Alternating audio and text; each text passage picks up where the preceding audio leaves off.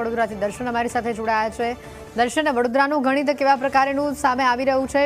યુવા ચહેરો કે પછી જ્ઞાતિગત સમીકરણ કે પછી મહિલા ચહેરો, કોને પ્રાધાન્ય આપવામાં આવશે?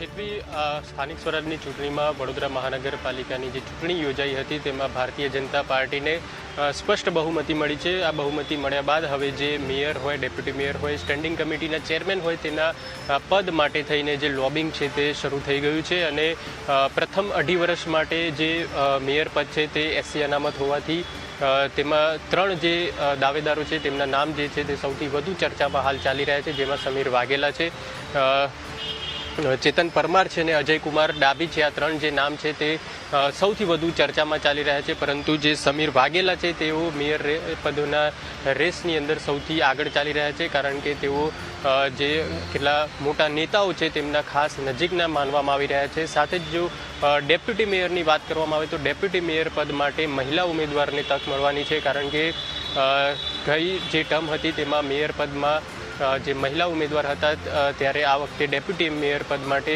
પણ મહિલા ઉમેદવારને તક આપવામાં આવનાર છે।